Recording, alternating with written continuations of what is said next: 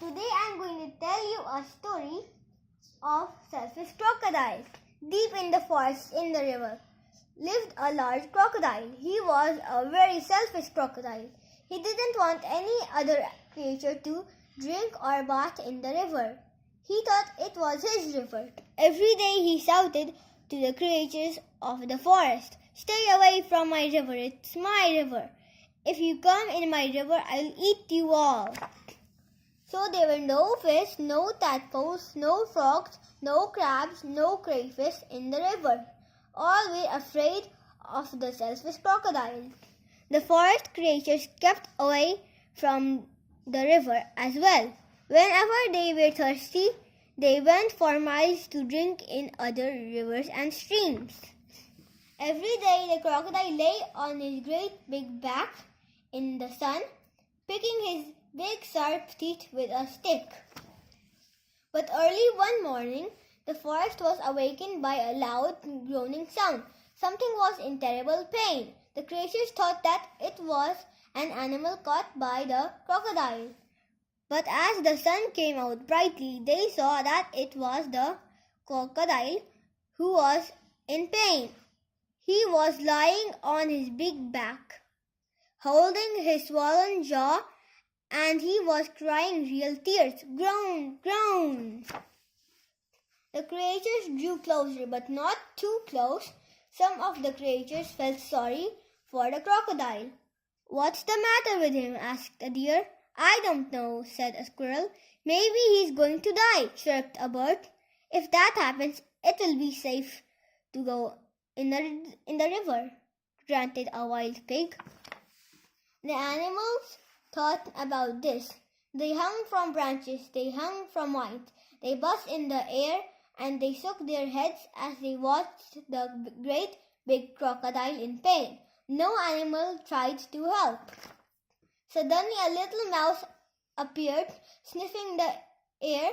He ran along the crocodile's tail and onto his tummy.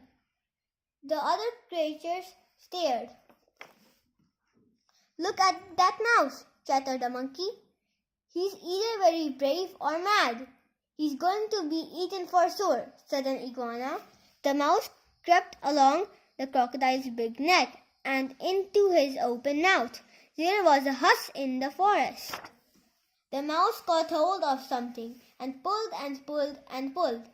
Then he put it on his shoulder and walked out of the crocodile's mouth. There was a loud cheer from the astonished creatures.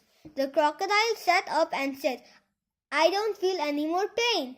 It's all gone." Then he saw the mouse walking down his stomach carrying an enormous crocodile tooth on his shoulder. "Your bad tooth was giving you the toothache," answered the mouse, turning around to face the now smiling crocodile. "Do you want it back?" "Oh, no, no, no. Get rid of it.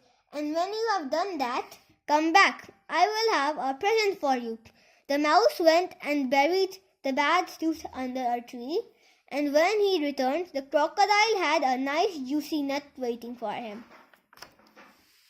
As the crocodile watched the mouse eating the nut, he said to him, "You are very clever getting rid of my toothache and kind too.